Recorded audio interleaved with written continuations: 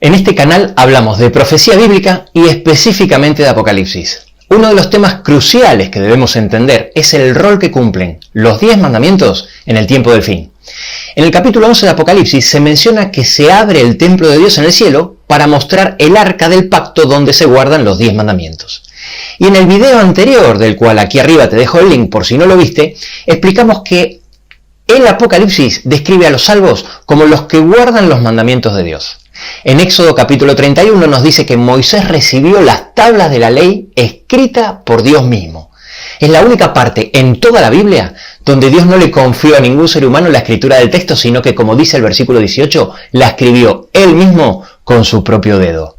No se conoce ningún otro resumen de las leyes tan breve y a la vez tan completo. Abarca todos los aspectos de la vida. Acompáñame a analizar la compilación de preceptos más famosa de la historia. Comenzamos.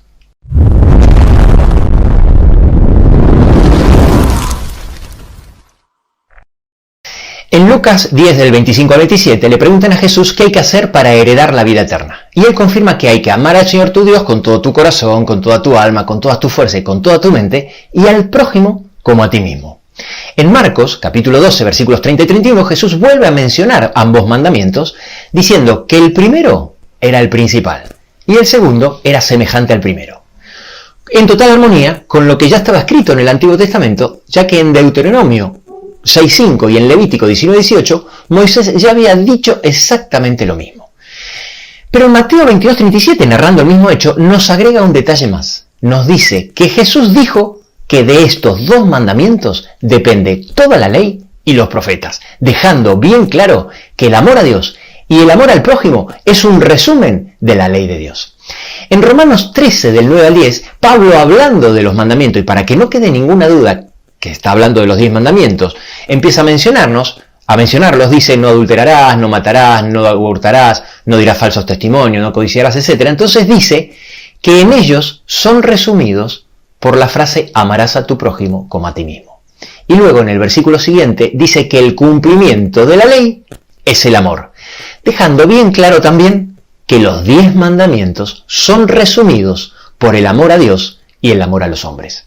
Así que cuando Dios le entrega a Moisés las 2 tablas de la ley, le está dando instrucciones prácticas de cómo demostrar el amor a Dios y a los hombres, una obra maestra del derecho y la literatura, donde nada es por casualidad, y que hoy vamos a analizar desde varios aspectos. El primero, su equilibrio. Los 10 mandamientos los podemos encontrar en la Biblia en Éxodo capítulo 20, del 1 al 17. Los primeros 4 mandamientos hablan de la forma como demostramos nuestro amor a Dios, y los últimos 6, cómo demostramos nuestro amor al prójimo. Los 10 mandamientos son el equilibrio perfecto de la expresión de ese amor.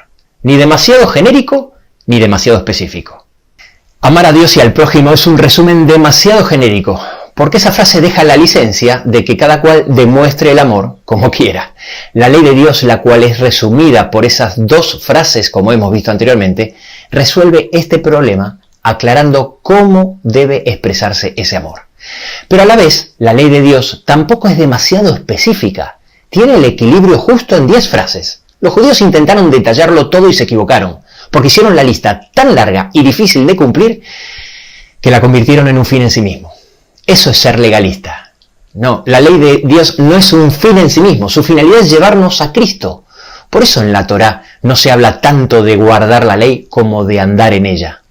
El segundo aspecto de la ley que vamos a considerar es su orden.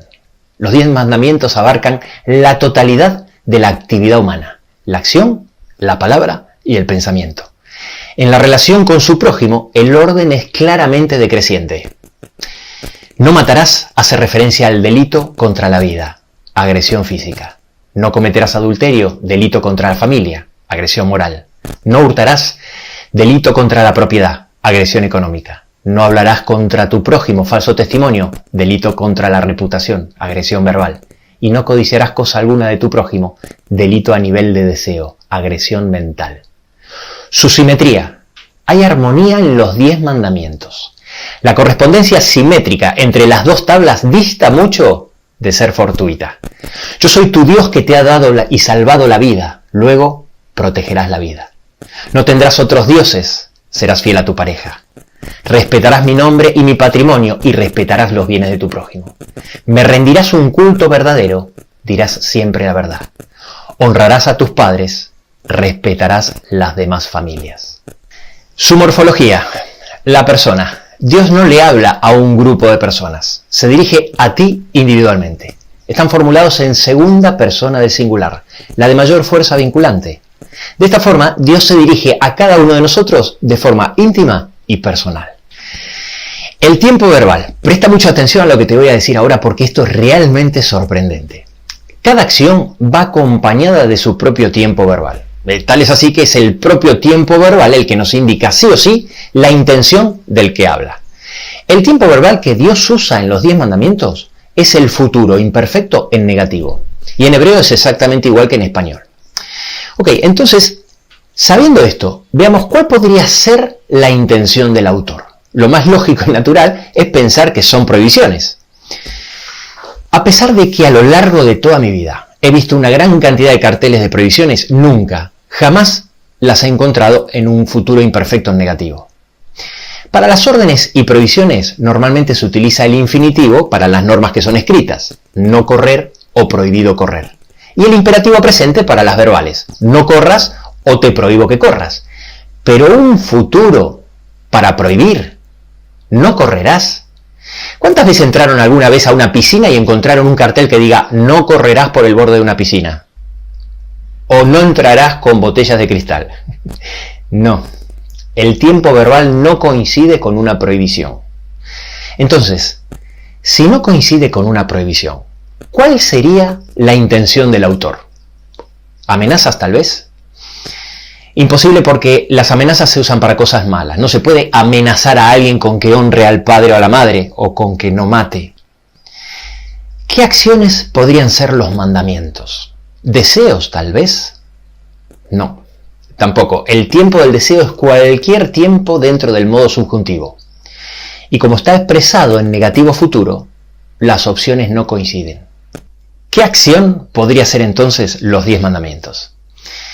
Presta atención porque lo que te voy a decir ahora es muy importante. La diferencia psicológica y teológica entre no mates y no matarás es lo suficientemente importante como para que merezca nuestra atención. Solo hay una intención posible que encaja perfectamente con este tiempo verbal. Son promesas. Te prometo que no matarás.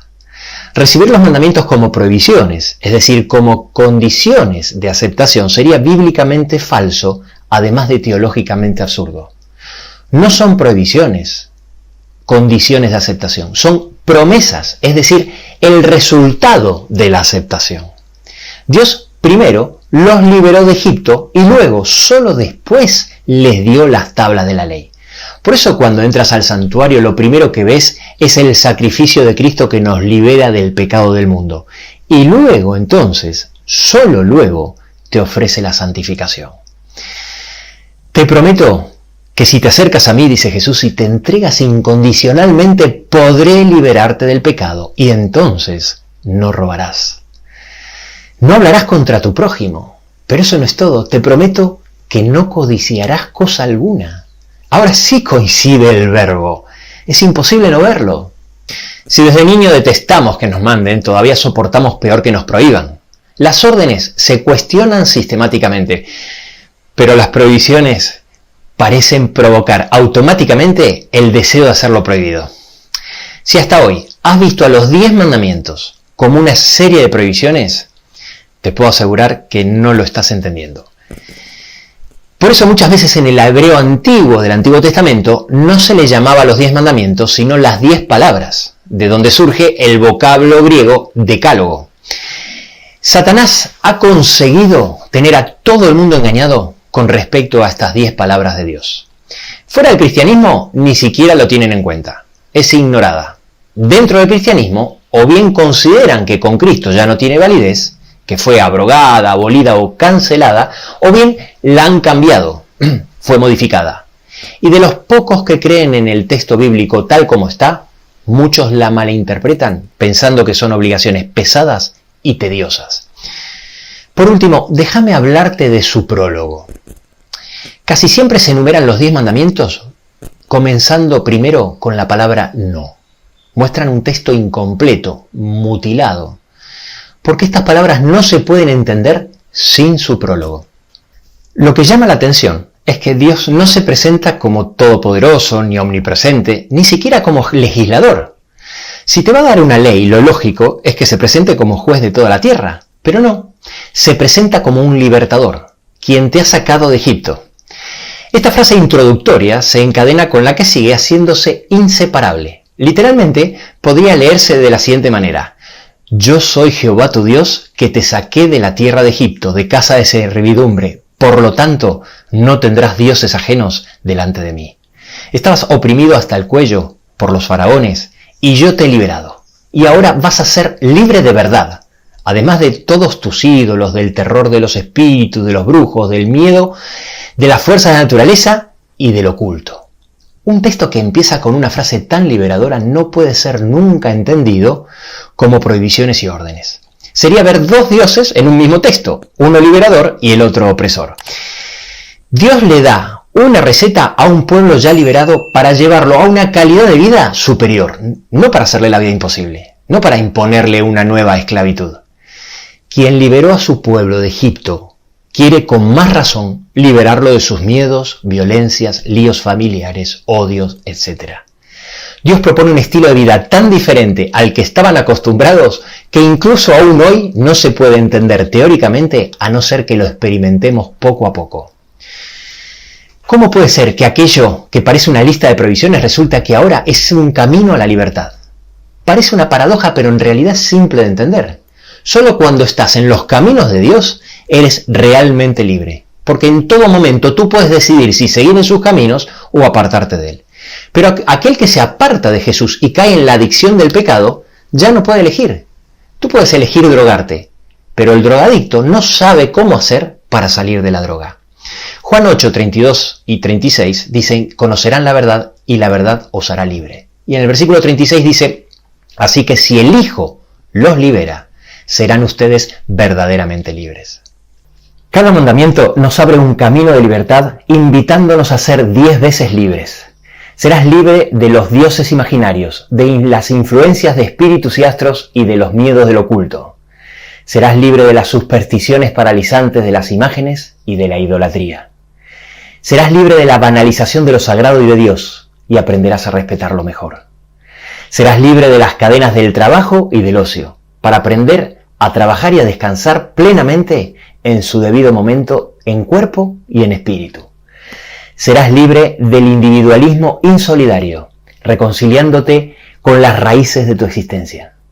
Serás libre de los peligros de la agresividad, para disfrutar la vida en la fraternidad solidaria. Serás libre del amor falso, para disfrutar en pareja de un amor pleno, sin reservas. Serás libre de la insatisfacción material y de la necesidad de poseer a cualquier precio. Serás libre del engaño para disfrutar de una vida plena, sin tener que deformar la verdad. Serás libre, en fin, de las cadenas de la envidia, disfrutando plenamente de aquello que posees.